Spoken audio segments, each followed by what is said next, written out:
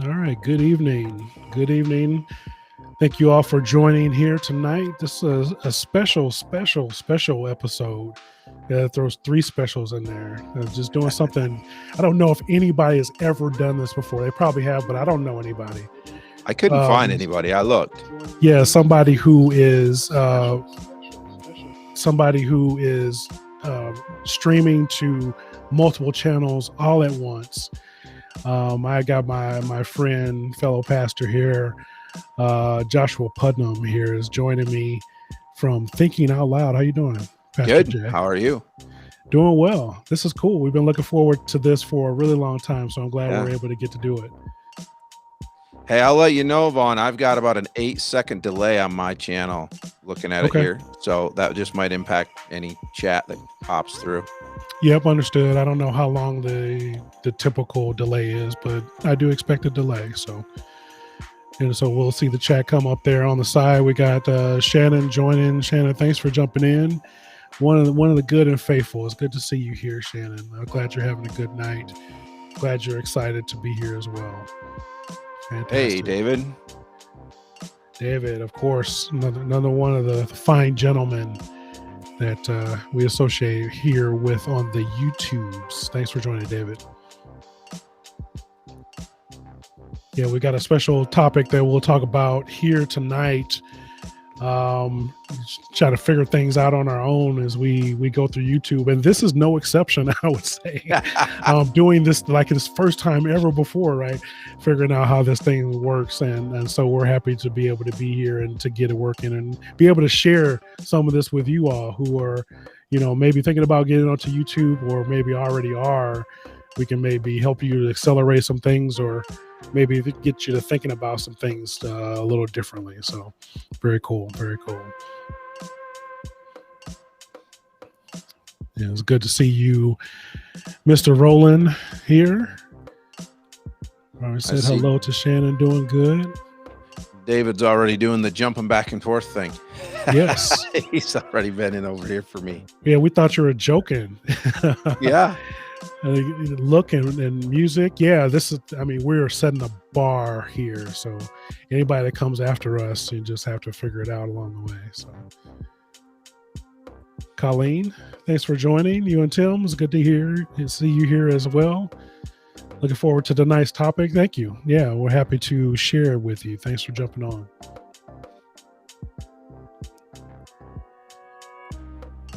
Yeah, it was one of those things that, as me and Joshua have been having conversations, we're saying, "Oh, let's save it. Let's save this. Let's not keep talking." Yeah. We need to share this with the masses and not keep it for ourselves because we just get to talking and sharing and laughing.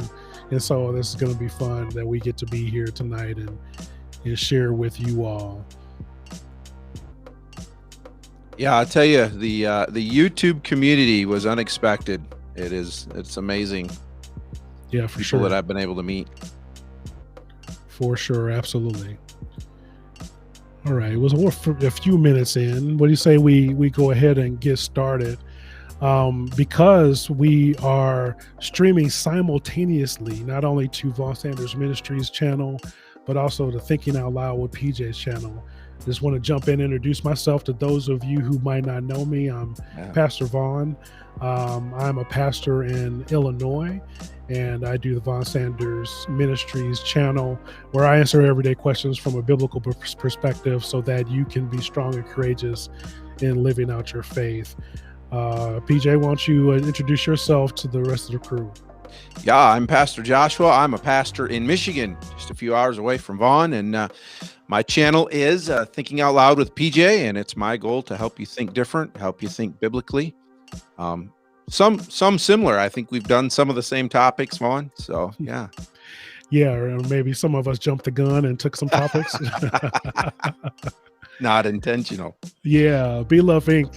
We got the twins in the house. Thank you for joining, jumping on. Good to see you both here as well.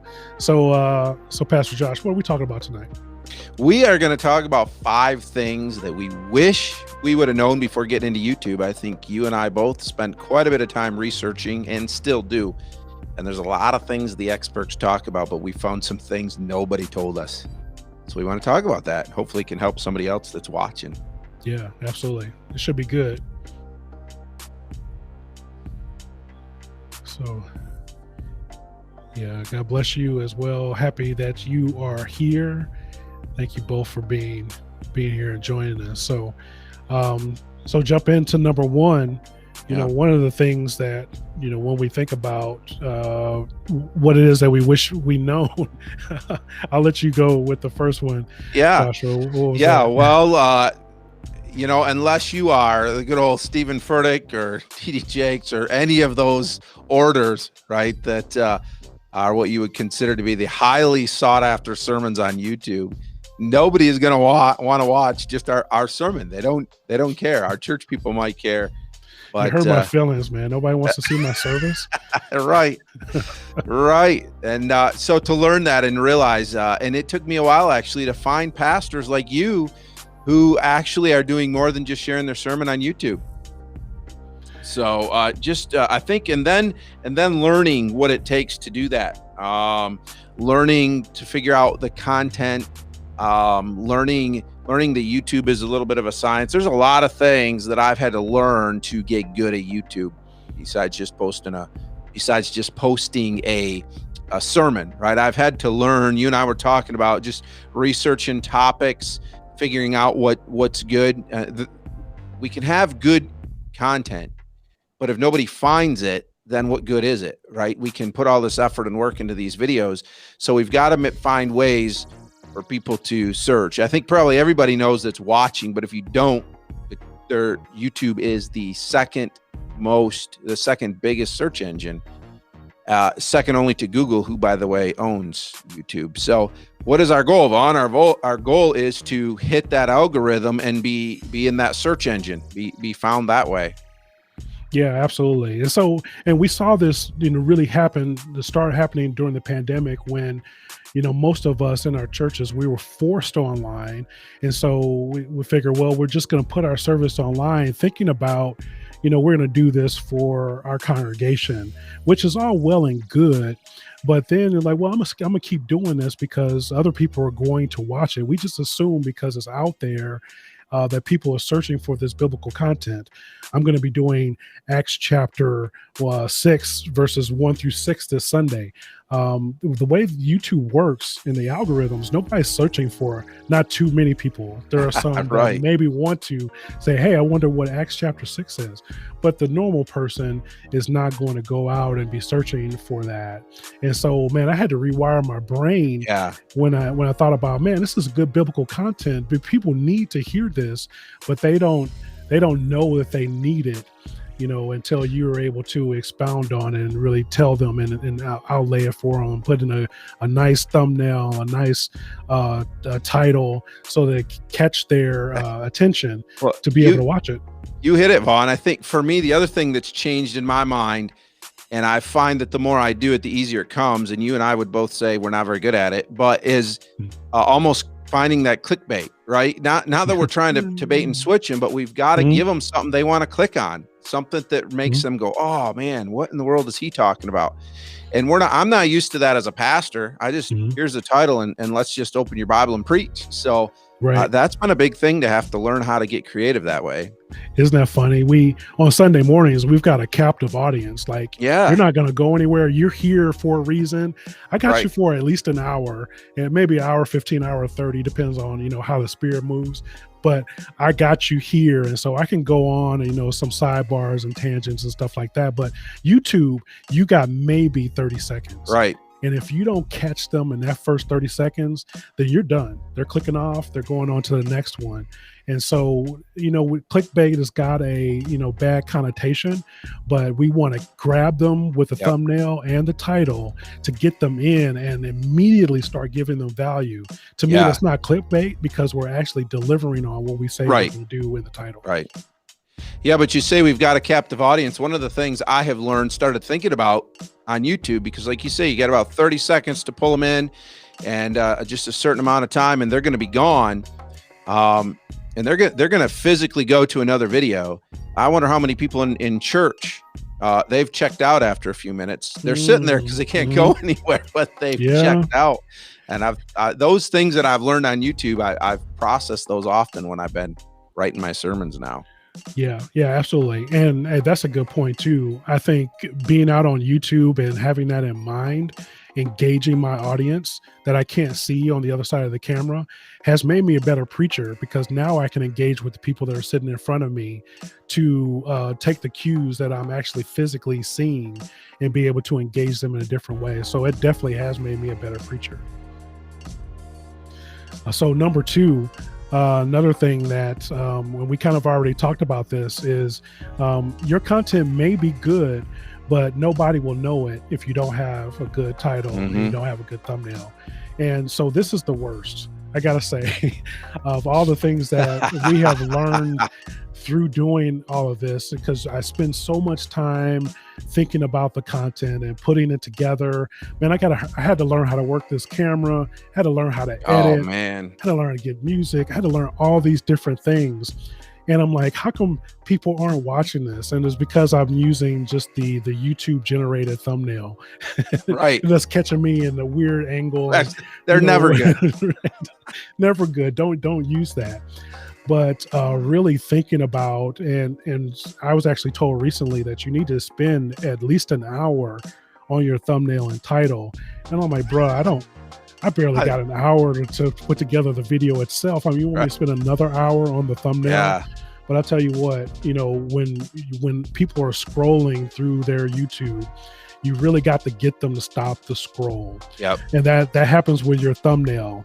And so you don't have to get outrageous with a lot of the people that make it the funny faces. With, Joshua Vaughn was just great at this. He's got that emotive face that really stands out.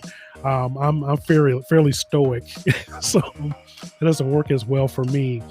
But man, when you get to stop the scroll and you have something in the thumbnail that's starting to tell a story, and then they stop and they look at the title, and I'm like, yeah, I want to see this. And then they get to see the content that you prepared and worked hard on. Well, so I think for me, one of the things anybody in YouTube probably knows Think Media, Sean Cannell, and they were very instrumental. I was able to take some good classes from them. But Sean always says, just press record. And as a new YouTuber, you need that. You need that encouragement that you're never going to get better until you just press record.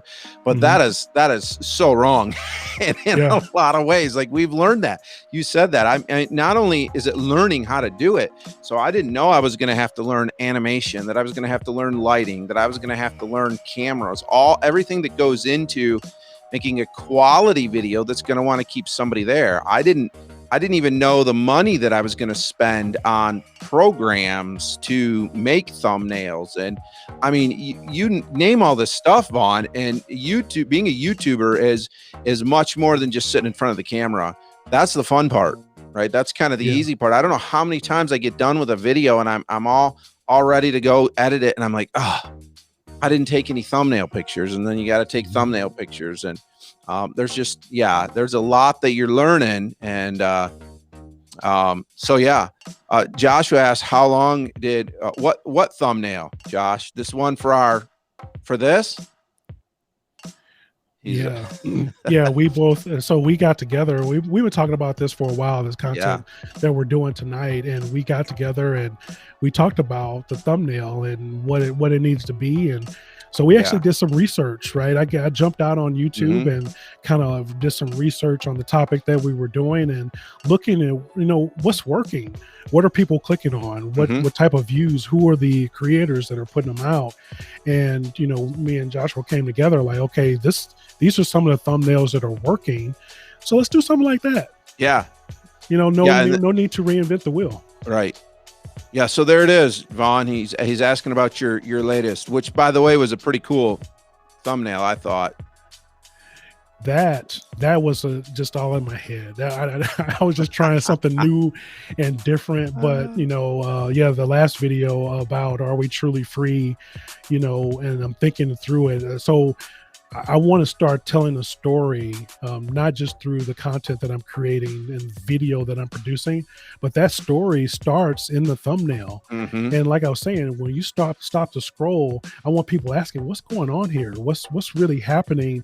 Then it makes them look at the title, and then the title drive. Okay, now I'm even more intrigued. Where are we going to go with this thumbnail and title? What do you mean? Are we truly free? And what are we breaking free from? And now I got you in the video. Now I hopefully got you to click, and you're in it to win it with me, and going to stay to the end, and going to then click on one of the end cards, by the way, once you get through that. So are we ready to move on to number 3, Vaughn? Yeah, I think we can do that. So that one of the things that we have learned is that if we're going to do YouTube well, it really becomes like another job. For me, I see it as another ministry. It's another ministry that's scheduled into my week. But it's more than just a job or a ministry.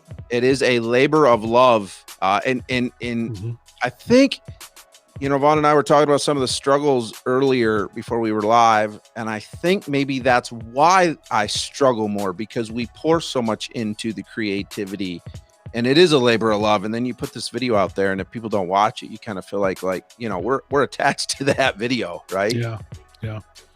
No, it's just really tough. I've got 2 full-time jobs. So I work, in IT, and I'm also a full-time pastor. And when I started picking up YouTube and had to learn all these different things, it has legitimately felt like another full-time job. Just learning, the learning curve alone has just been very time consuming. And you're right. This is my baby here. This video that I put together, that I've poured over, really thought through, with a really powerful message. The message of the gospel is the greatest message that you can ever have. And to see people not clicking on it, like, oh my man, what is going on? But the flip side to it is, with all the things that I've learned, even over the past year, I'm looking at it, I'm like, wow, I did that. Like, I never even thought or imagined that I would be able to produce the type of things that I'm able to produce now. And I'm not saying that it's not great. It's probably not even that good, frankly. I mean, especially to somebody who's a photographer or videographer or something like that. But for somebody who has never edited a video before in his life, to produce something that, different things. I was so excited in my last video. I did J and L cuts. I felt like a kid who learned how to tie his shoe for the first time. And it was just so excited, so proud of myself. Yeah. But it's things like that has been really fulfilling. And again, icing on the cake is when people click on it, the message connects with them, and they can see and respect the hard work that's gone into it. Yeah, I remember, Vaughn, back, and you and I are pretty close. We're both just a little over a year into this.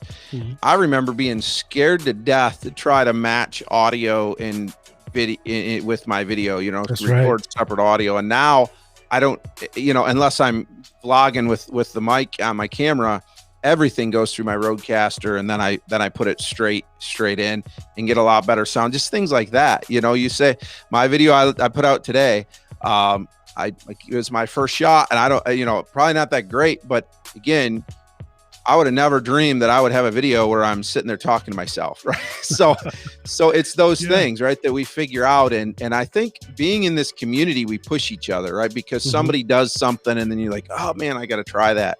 And that's the other good thing about the work, is having people around you that can push you and keep you going.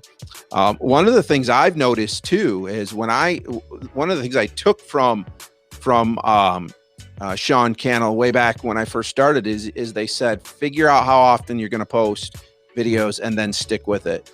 And so I decided I was going to post weekly, and almost always I do, but it's work and I have to schedule that in. And it actually has amazed me as I look at the circles around us on how many people are not nearly that consistent. And it reminds you how much work it is to actually consistently post videos on YouTube.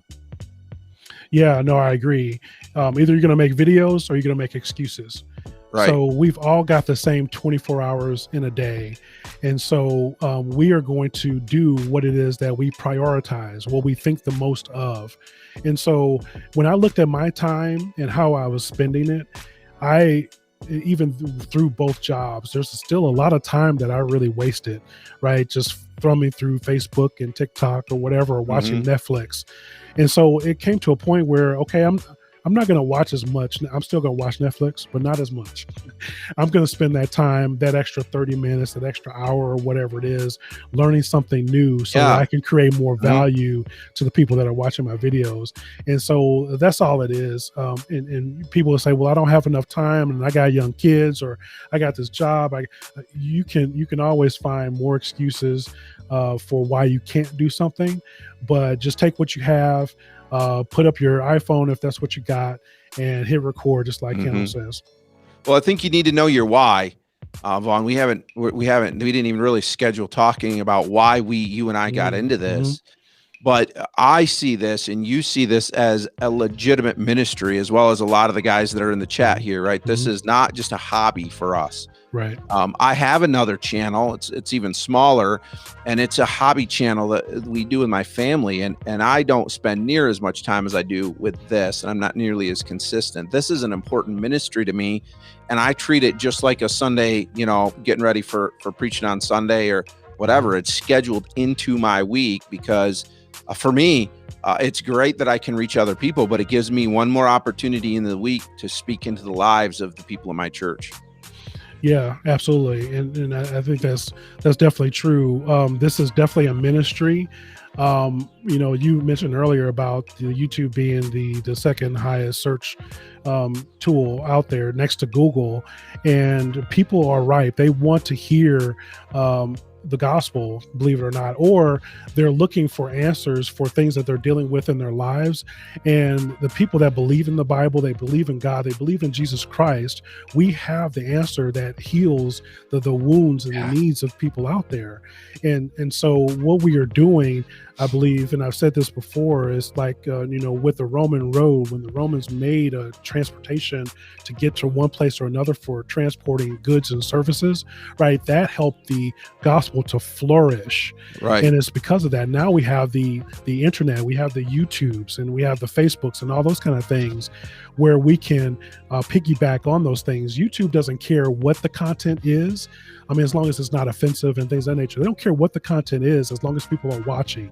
And so if we're creating good, valuable content that engages the viewers, YouTube is going to serve up whatever it is they're going to consume. And that may as well be the gospel. Yeah. I've said to people before that one of the things the Lord really impacted me with is when I started to study and understand what YouTube was, that's where the people are today. So I might as well be there too. Absolutely. That is, we go going right where the people are. Yeah, that's fantastic. So, hey, if you like the content that we're doing right now, won't you bless the like button? Just hit the like button and subscribe. And so, like I said, we are on 2 channels right now. So why don't you, if you're not subscribed to Pastor Joshua, go out to his channel, Thinking Out Loud with PJ, subscribe to him. Hey, and if you're new to me, Vaughn Sanders Ministries, I'd love for you to subscribe to me as well. These are kind of things and kind of talks that we both do on our channels, and we would love to have you there. So don't forget to bless the like and subscribe button, and also share to folks that need to hear the content that we're delivering to them. We will greatly appreciate it. Yeah, this is actually different content for us in a way, isn't it, Vaughn? Yeah. And it's fun. It is. It's nice to talk about this sometimes. Something a little bit different. Yeah, it's a little more free flowing. Yeah, definitely ministry engagement. Very good. So, we already talked about this being a mission field for Jesus and getting the word out there. So we've already shared 4 things with you already. And so, nobody's going to click on your Sunday sermon. So you want to make sure that you are making content specific for YouTube that is engaging. You want to target that 8 to 12 minutes or so you can get people there and get them the good news. Number 2 was nobody's going to know that you have good content unless you have a good thumbnail and title. Number 3 was this can be a labor of love, or it could be another full-time job. And I think we see both things coming together, as well as this is a mission field for us. So Pastor Joshua, what do you got for number 5? Number 5? And this is a big one. We're probably not going to ever go viral, right? Again, I'll quote Sean Cannell. He says, you're one video away from hitting it big. Yeah. And I think about that a lot, wondering, when I upload, is this it? But the reality is we're probably not going to go viral. But here's what you and I have both learned. We probably don't want to go viral, because once you go viral, you've got to know how to handle that. I used to think, oh man, you go viral, your channel blows up, and man, life is just great. And then you start to realize, no, it doesn't really work that way. You've got to understand how to manage the people who are there, the new people, they're coming into a certain thing. Is that what you're going to keep them with? As we build slowly, people begin to really get an understanding of who we are and the quality of content and the value we're bringing them. But when you blow up, I don't think that's always the best thing. In fact, I've seen several YouTubers that have blown up and then they're making just junk content, trying to keep the people there. They kind of sell out in a lot of ways, right? Yeah, and here I am thinking I'm going to be the Christian Mr. Beast. just go and have millions and millions of people. No, by no stretch of the imagination did I think that. And so this is totally right. So I do know people who are on YouTube who have gotten some viral videos and amassed, thousands of subscribers and views, and that has been great. But then, and they might have caught that the viral trend or something. And so once that trend was over, now what? Now what do you got? Now what are you going to do? And they really struggled, and it's been really tough to really figure out, am I going to be known for this thing now? Do I have to do everything I have to talk about? Is it going to be around this thing, or can I have some other content now? Because I just don't know where to go. And now that I'm doing other things that people didn't come here for, now they don't want to subscribe, or I'm not getting any new subscribers. So it's really tough. When you're thinking about just being shot to the moon, right? The low and slow really does. I'm all about smoking meats and the low and slow, so we know how good that can be. Yeah, and I find, for me, it's a grind. Anybody that wants to get into any kind of content creation, whether it's podcasting, YouTube, whatever, you're gonna find that it is a grind. Putting out that content every week, and maybe not getting the reaction that you hope, maybe not getting the subscribers, right? You're continuously grinding and not going viral. But for me, my joy is when I put out a video and one person leaves this comment that says, hey, I really needed that this week, right? I appreciate this content, or whatever it is. So again, I'm reminded it's no different. YouTube is no different than in church, right? We're not here. God isn't expecting us to reach everybody. He's expecting us to reach somebody. And so when we can do that, I think that's great. Yeah, absolutely. And we have a special reason why we're doing what we're doing. Right. And it is to see people come to Christ. And so in some respect, we have some discipleship ability that we're able to share not only the gospel, but also kind of walk through what the Bible says in different areas to help people grow spiritually. Right. And also when you talk about going viral, that's not only going to bring people who want to hear the content that you have, it's going to bring the haters too. And so you have to be willing, ready, and able to be able to withstand a lot of the things that come with that, because, now you're talking about this Jesus guy. Jesus isn't real, and it was made up, and it's all fictitious, and people just made up the Bible, and you got to contend with all that kind of stuff too. And so it all comes with the territory, and you got to be ready to deal with it one way or another. Yeah. And thankfully, I haven't got too many of those. I've gotten some, but you see, even in those bigger channels, you're bringing a lot more people in, and you've got to be ready to do that. Yeah. Yeah, absolutely. So that's 5 things that we hoped that we would know before we started YouTube. So hopefully it's been a blessing to you, whether you're on YouTube, whether you've been on here for a long time, or maybe you're thinking about joining YouTube and making some content. Hopefully that's been beneficial for you. But we got a bonus tip as well. So we said we're going to do 5, but we want to deliver value for you. So we're going to give you a bonus as well. What's our bonus? I'm going to do the bonus. You got the bonus. Yes. That is all of you that Yeah. has joined us tonight, that join our live streams, that click on our videos, that like, that comment. Yep. It's really the community. And Pastor Josh and I both agree, we didn't expect the type of community that's grown or be in a community like this, where we are able to support each other. You said earlier, like raising the bar, like how did he do that? I want to do that. Because before we went on, I was talking to Joshua about his video he posted today. I'm like, how did you do that? And he willingly shared with me, so now I can copy him and I can do the same thing. That's right. But we are here to encourage one another. Yeah. But it even goes deeper than YouTube. I mean, when we're able to get on Zoom calls with one another and pray for one another, we got our brother Luke, who is in Haiti. Yeah, he jumped in here for a minute. There. You know, we're able to pray for him and his ministry and what's going on there and lift him up in prayer. The folks that we it's more than just YouTube, and we've gained a personal connection with a lot of these folks, and it's just been fantastic. Yeah, I think, you know, again, that's I did not expect that, and I'm thankful for that. When I first started, I was encouraged, as I think probably anybody is, and I'll tell anybody else, look for people who are in your niche and go see what they're doing. And so when I did that, I found guys like Trey Van Camp and Joshua, who's in the chat here, Josh Verwers. And so I started watching those guys. It's kind of crazy to me now that, you know, here we're live and Josh is in the chat, and Josh has been amazing. I can text him anytime and he's gonna, you know, he'll answer me. He's helped me so much. And, you know, Vaughn and I text back and forth all the time. And sometimes it's not anything about YouTube. We've built that relationship. You know, sometimes it's just a Sunday morning, hey, I'm praying for you, whatever it is. And, you know, like you mentioned, Luke, been praying for Luke and others. David, I pray for often, and, you know, texting back and forth. And so I never expected to gain this group of friends. And it's funny because I kind of refer to all you guys as my YouTube buddies, because that way people understand we're good friends, but we haven't, I've met one of you, right? So in person, but I consider you guys good friends. I mean, Vaughn and I talk often, so.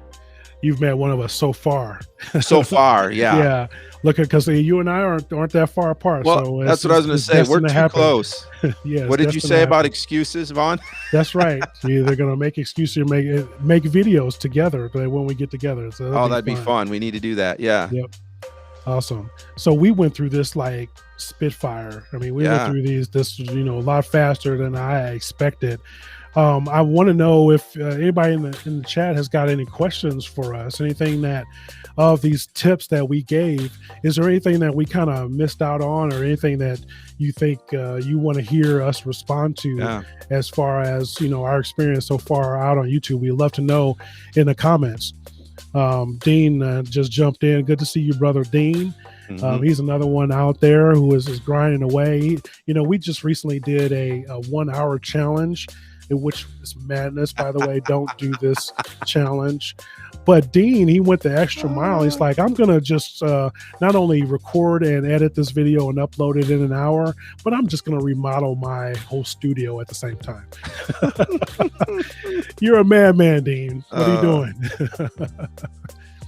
Hey, I'll add something, Vaughn, while we're waiting for if anybody's got questions. So before I got on YouTube, I never subscribed to a channel. I had never subscribed to any channels. I had never hit the like button, and I never commented. I just didn't understand why. Now I get on, and if I watch a video and it was helpful to me, I will at the very least hit the like button. I subscribe to several channels. If you guys are watching and don't understand, that stirs, you know, those do different things to stir the algorithm. You guys see some guys in here commenting, and they're there to support us, but they're commenting just to really, and they understand that if they keep this chat busy, it takes this out to other people, and so they get that, and I've learned that, and so for you guys watching, maybe that, you know, is something for you to know that. Hit the like button, comment something, you know, it doesn't, hey, just thanks for the video, whatever, you know, and then to subscribe, that just encourages us. Yeah, that is funny how once I got into YouTube, that really changed my habits. I didn't subscribe to anybody either. I mean, what big deal?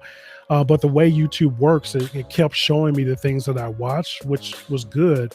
But yeah, with the algorithm, the mysterious algorithm and the way it works, it really encourages YouTube when people are liking, subscribing, and commenting, especially when you watch the entire video. Please watch the entire video. Watch to the end if all possible, at least half. That shows YouTube that the person that you're watching is doing something that you appreciate, and maybe somebody else will too. Like, hey, we've gotten a bunch of likes and views on this in the first hour it was published. I'm going to show this to some more people to see if they like it too. Especially with the content that we have and the message that we're providing, we want this to be proliferated out as far and wide as we can. So yeah, hopefully as you see this tonight, you will change your, if you're not already doing this, that you would, watch more of the video, that you will subscribe, that you will comment. We got a lot of great folks in the chat, a lot of folks that are content creators, Be Love Inc. sisters. They do a daily reading plan on their channel. It's fantastic stuff that they're doing there. We mentioned Joshua Verwer's. We got the Perkins family. You can just go through this chat and check them all out. If you like what you see, subscribe, comment, and encourage them along the way. Yeah. Yep. That what we I can't tell. What we're trying to do is, even through things like this, right, is just spread the love a little bit, right? I'd like my viewers to meet Vaughn and see that kind of content, and vice versa. Yeah, absolutely. We got Neat in the house talking about our setups. Neat is the editing extraordinaire. If you haven't seen his channel, man, he does a lot of neat tricks out there. So I was saying, hey, I just want to hire you. Just come do my stuff so I don't have to learn anymore how to do all this stuff. So yeah, we're still hanging out. I don't see any questions in the chat, but we're happy to hang out a little bit more in case you got some questions that come in. You see something? Luke's got one. He says, how did you guys learn to edit video? Did you buy a course or did you figure it out as you go? I figured it out as I went, lots of YouTubing. So like I said, watching people and going, okay, how did they do that? And then I use Davinci Resolve. Vaughn does too. And there's all kinds of YouTube videos to help you with that. And that's not there's a lot of good editing software out there, but I have just figured it out as I went. And that's probably one of the things I wish I had more time to devote to, because it's kind of, I learn as I need rather than really be able to take some time to dive in and learn what I'm doing well. Yeah, no, same here. I went to YouTube University like we do everything nowadays to figure out like how do you do this.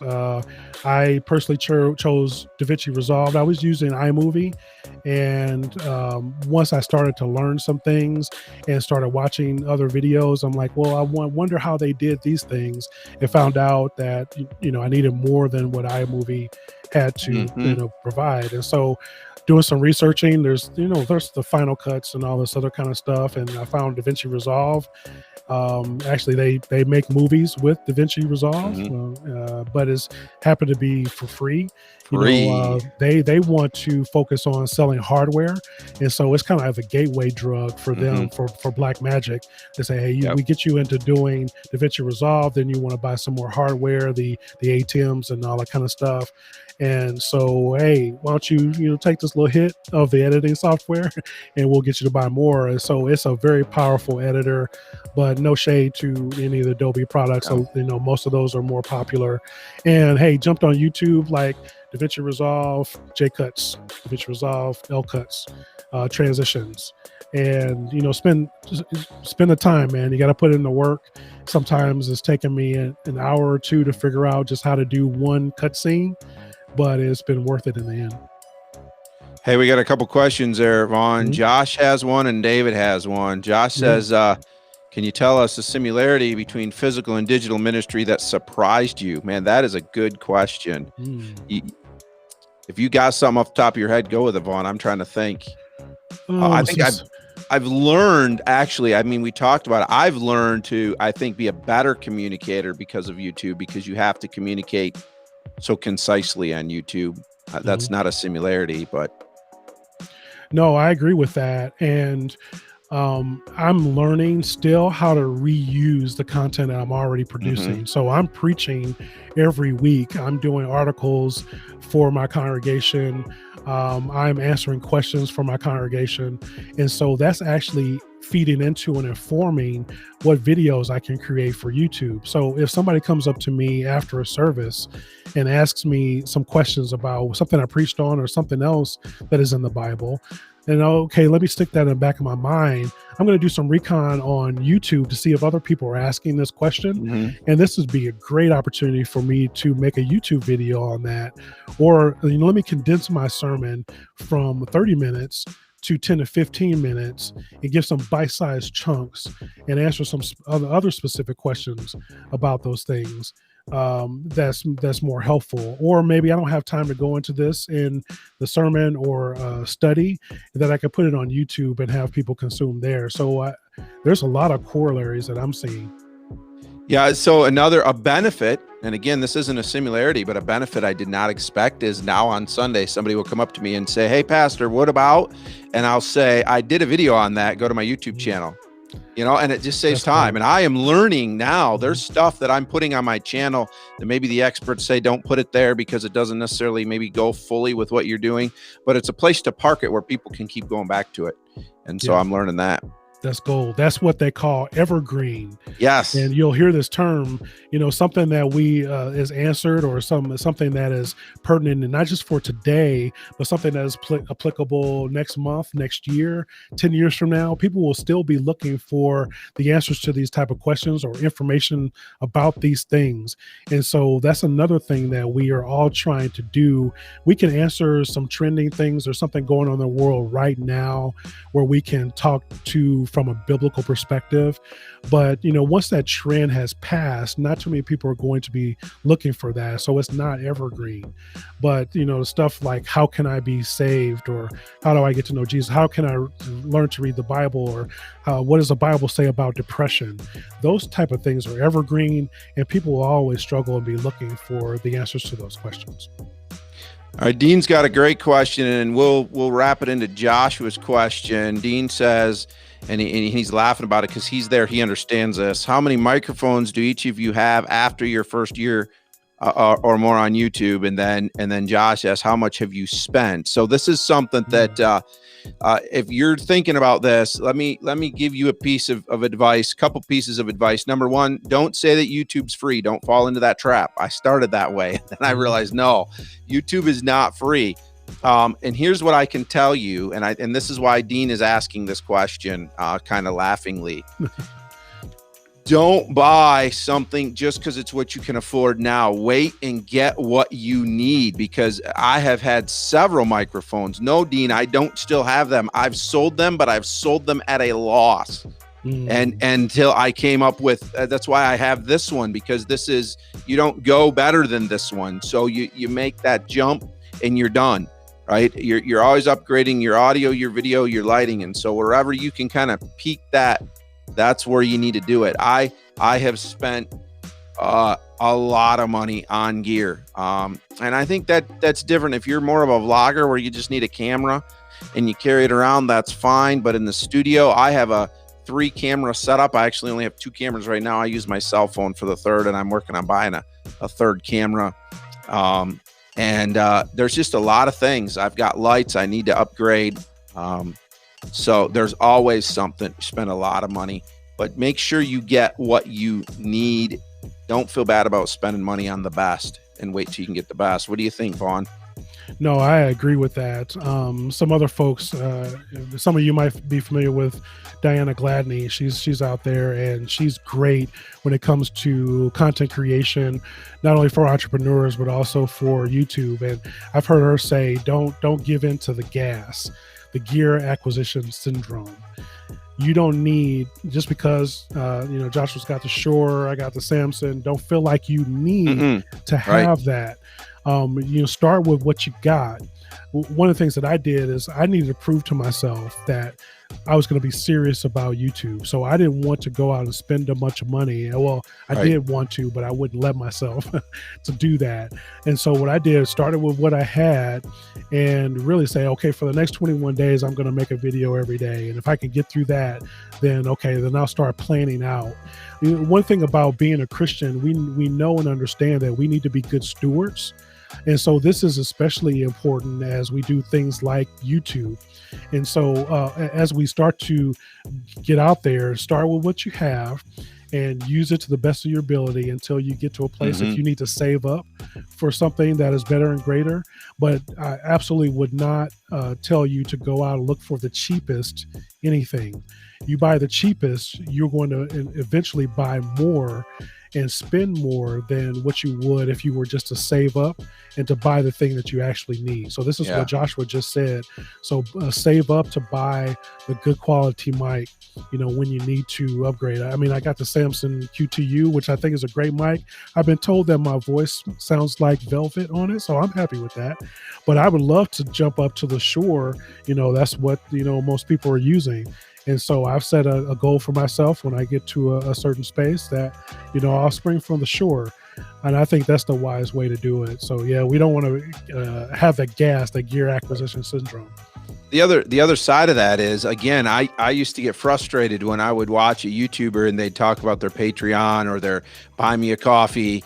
Like, why are you asking me to give you money to do something for free? And now I get it. I don't have either of those yet. I probably will at some point, for one reason, to let some of there are viewers who would be happy to help support the ministry, and that money would go right into gear and getting those things. But yeah, you hit it, Vaughn. When I said get what you, so I would say get your mic that's going to get you going, and then don't, because I upgraded in increments, and that's where you lose money. Rather than getting my first mic and staying there until I could get like this one. I upgraded in increments, and then you start outgrowing it, and so then you spend more money than you want. Wow. Yeah. So Joshua's done that hard work for us to be the example for us of maybe what not to do, or at least that we can pace ourselves. But yeah, it's easy to jump into this and get too deep before you know it in different gear and what you're doing. And so, and hey, don't fool yourself either. Just because you have the best camera, the best mic, it still doesn't make it guarantee that you're going to have the best content. And so that's what's really important, is that you're going to be dedicated to doing, putting together the best quality videos, to spend the time to learn the editing and learn how to tweak your audio, to do all those things. And a lot of folks, even Mr. Beast has said, they do still use their phones just to get the certain kind of quality. They don't want it to be overproduced. Right. And so, hey, you don't need the red camera or anything like that in order to do the things that we need to do. Hey, David was asking earlier, what is our favorite video we've ever made? And I've been thinking about that. I don't know that I have a favorite video. I have favorite things that I've done in my videos. Just different editing techniques that I've tried and have turned out well. I have just, certain maybe surprise elements, different things like that. Vaughn talked about the 1 hour challenge. As stressful as that was kind of fun in a lot of ways. I was glad it was done, and I wouldn't do it again. But I'm not a natural vlogger. I am much more suited to sit in front of the camera like this and do a talking head. And I want so much to be a better vlogger because I think that's fun. So, that 1 hour challenge kind of just forced me to try to vlog a little bit. And I got a lot of comments from people saying they really enjoyed that. So it's just making me think about how can I do some more things like that. And then when I'm in the middle of that 1 hour challenge, you're really not thinking about the vlog. You're just kind of cranking it out. So what about you, Vaughn? That is a very tough question. It's difficult. I think I'm over that hump of feeling weird about watching myself and hearing my own voice. I think I'm okay, but the challenge is I'm still too critical. So even I'm a perfectionist, and that hurts as well. And so every time I watch a video, I'm thinking and looking at what I could have done better. But to be honest with you, each video, my goal is to make the next video better than the last video. And I think I've been able to do that, mostly be able to do that. And so I think my last video is typically my favorite, because especially when I look at the things that I learned from it, and the new tricks and little things that many people probably don't even notice, but I do, or, maybe some of the other creators would notice, those are my favorite things. And so that's probably, I don't know if that's a cop-out answer, but it's really the last video that I made is my favorite, because hopefully it's better than the one before it. Yeah, isn't that the goal? The goal is to get better each time. And I think sometimes we take greater leaps, like this one that I released today. That was a big leap for me. And like you said, I'm a perfectionist. I look at it and I'm not real thrilled with it, but it worked, but other people who don't see that, they loved it. And, but again, that was a big leap for me. So, always trying to get better and find those ways to just kind of be creative. It's fun. So one of the big things I love about YouTube is that I get to be creative. And I've heard several other pastors who are YouTubers say this, there's some room for creativity when we're preaching, but ultimately when I preach, I just want to preach the word. I don't want to distract from the word. Here we just open the Bible and we dig in.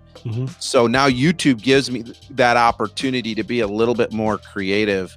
And oddly, things like even the music, right? Like, it just finding myself being more free to have, some music that's a little bit more happening, or whatever you want to say, right? It took me a little while to get okay with that, but now just that creativity and that fun and that joy. Yeah. Speaking of fun, Andy McMillan asked a question. What do you believe is more sexy, the beard or the bald head? And why not both? Well, I got to go with the bald head, obviously. Yeah, why not both? If I'm compensating, I mean, Joshua is secure in what he has or doesn't have in that look. I try to hold on far too long, and so I'm compensating down here with the beard. So, yeah, I can't answer. Oh, David, I just hope to get more time to create in the future. Time is tough, and I understand that, especially in ministry. And that's for me too. I'm consistent. My creativity is what suffers with time.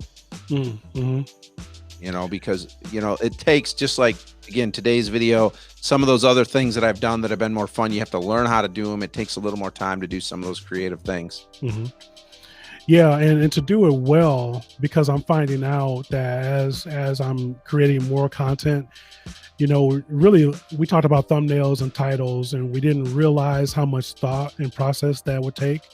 But really, when we're also thinking about the content, especially when you're thinking about vlogging or different things like that, if you're thinking about different scenes and, I'm going to cut here, or I'm going to do this and have this type of emotion or this type of cut or this type of transition, you have to think about all those things on the front end. And you hear about storyboarding when people are making, films. And I know I do a little bit of that. I probably could do more when I'm putting together the content for my video. And so I'm always thinking, if I had more time, I coulda, shoulda, woulda. And I think, and I do that when I'm preaching too, right? You study for so long, and you pray for so long, and you're thinking about and pouring over it. And then once you leave the pulpit, and hopefully you left everything there, and the Holy Spirit is working, and you're thinking, oh man, I didn't mention this, or I should have mentioned that, or if I had more time. So I think that just comes with the territory. Yeah. Yeah, and I was reading this week, and I wish I could remember where I read it, but it really stuck with me. I can't even remember where I read it, but the idea, talking about pastors and YouTubers, and at best, we're going to reach people we would have never reached before. At worst, we're going to pick up a whole bunch of skills that we never had, which is kind of what we're talking about, right? All these things that we have had to learn. Even just my mind now, when it comes to live streaming at church, right? My mind is turning in a different way. And there's just so many different things that I've found that this has become helpful. I've been able to help a lot of people who just struggle with this stuff. Part of my studio here is getting switched over, and there's actually a mission board that I'm on the board of, and we're helping them get get a YouTube channel going for them.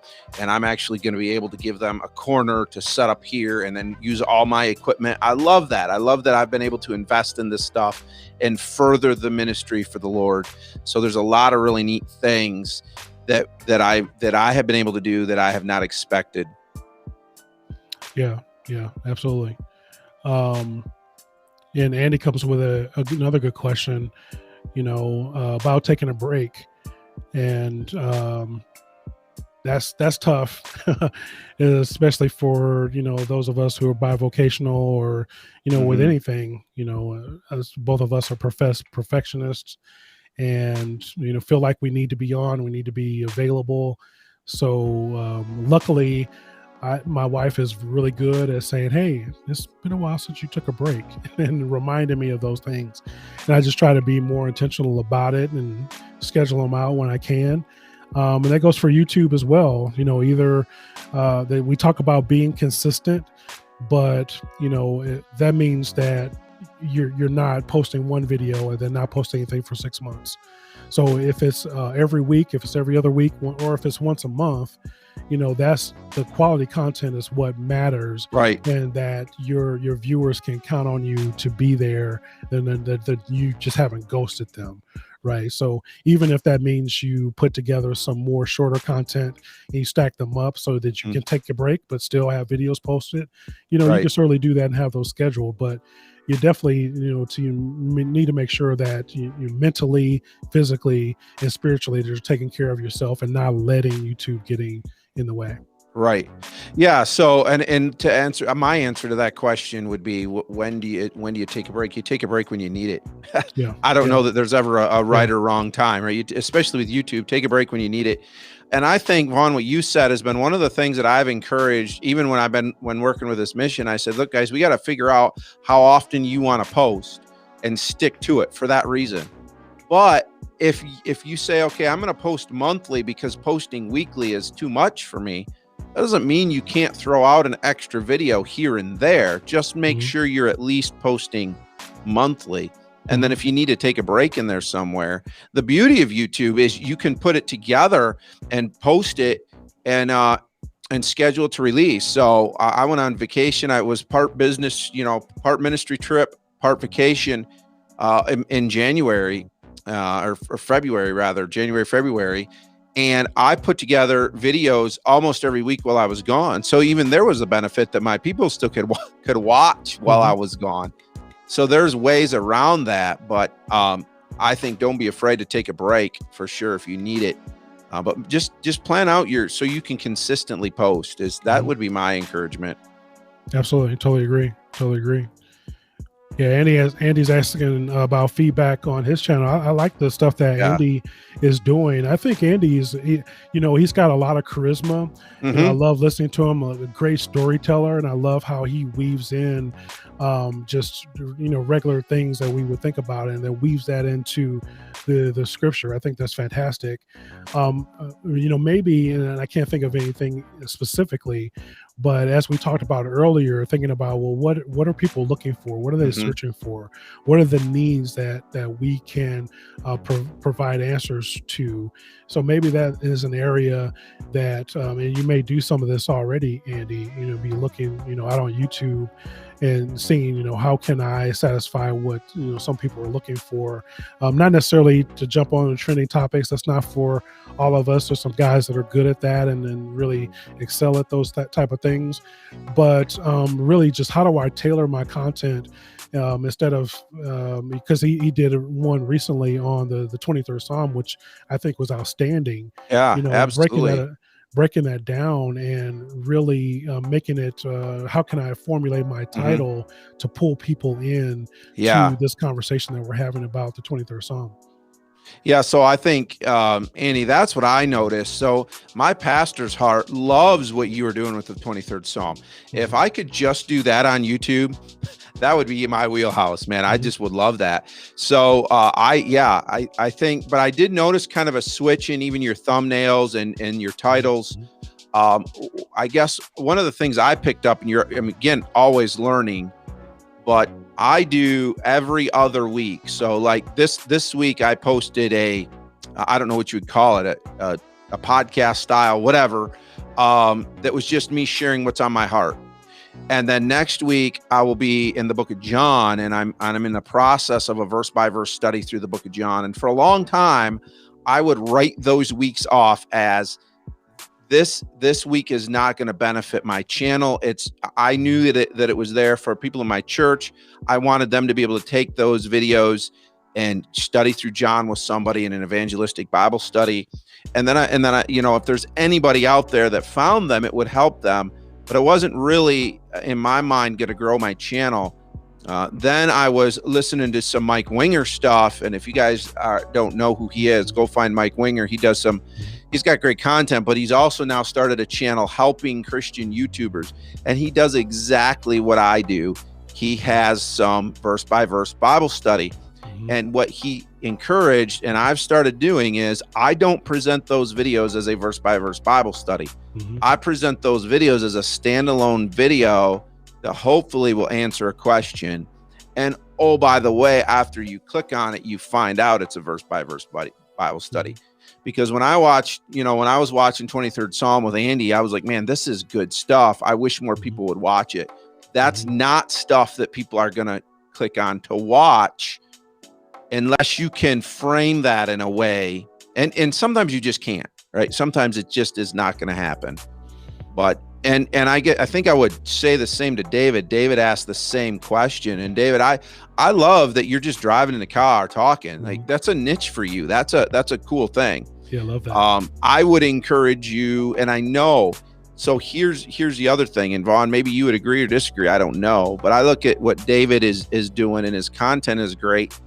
Your thumbnails, David, I don't personally see as great clickable thumbnails, but I know David, and I know he's working two jobs. He's working a secular job. He's a pastor. He's a dad, and if it means that he can just throw up I don't mean just throw up a video, but if he can post a video but doesn't have time for the thumbnail, that's better than nothing, right?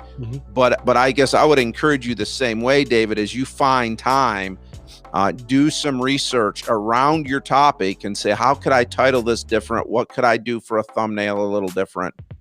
And I'm no expert. Vaughn is going to say the same thing. We're learning, but that's what we're learning. And I would say, I think I've heard Sean Cano say this, your first 100 videos are just going to be, like a better term, garbage, right? Yeah. It is what it is, because we're all learning. We're picking up these new skills with the cameras, the editing. We do music and transitions and titles. All that stuff is brand new to us. And so he always says, just hit record. And so I applaud you guys and anybody else who is out on YouTube and just posting videos. So you got to start there.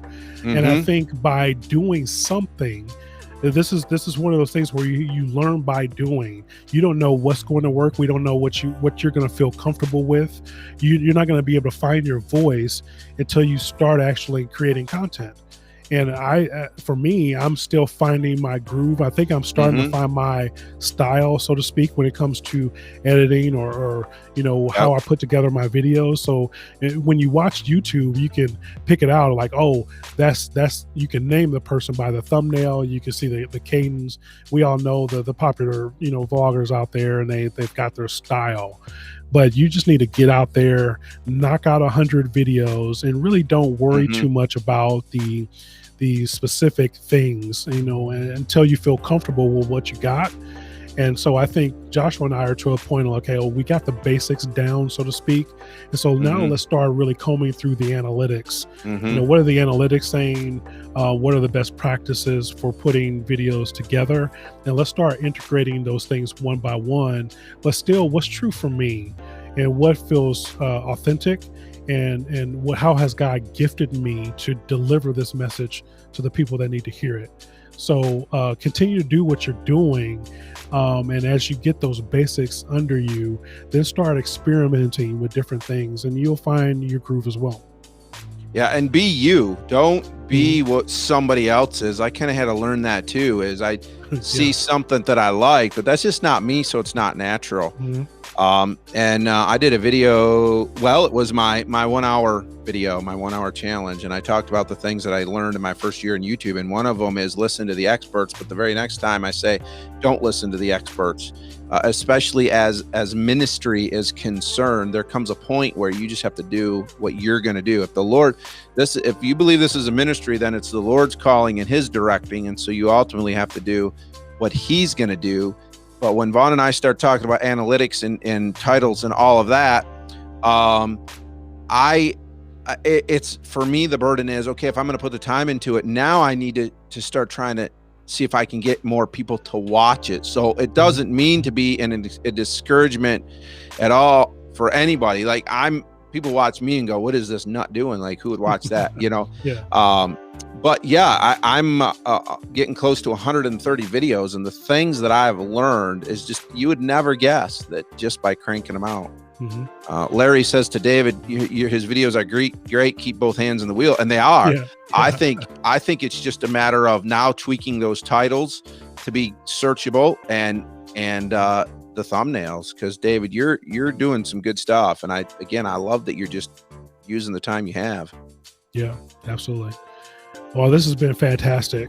Yeah, it's been fun to not only just have this topic, but to have you on, Pastor Joshua, to share in this with us. We love all of you in the chat. That's been a great encouragement to me, and I'm sure for PJ as well. Yeah. So we thank you guys for jumping in and being in the chat. So, Pastor Joshua, where can folks find you? Yeah, so I'm on Instagram under Pastor Joshua Putnam. My last name is Putnam, so if you just look Pastor Joshua Putnam, you'll find me on Instagram. I share my Facebook with my wife, but if you put in Joshua Putnam, you'll find me there as well. And then, of course, again, Thinking Out Loud with PJ.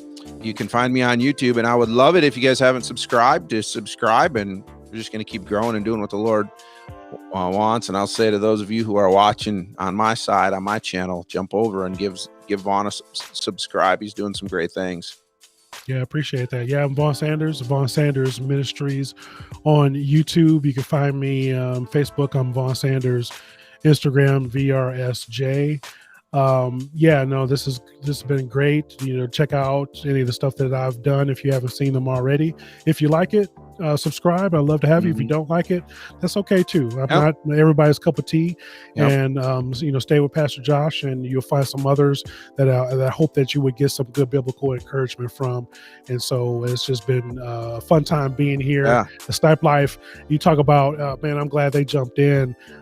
They have really blown up, have been doing some reviews on the Chosen, and they even had the creators reach out to them and been on. Wow. I love the stuff that they are doing in the Snipe Life. Hey, you can watch the replay.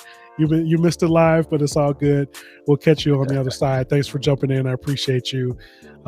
Shannon as well. Be Love Inc. ladies, thanks for jumping on here. We'll be praying for you as well. Any final thoughts before we get out of here, PJ?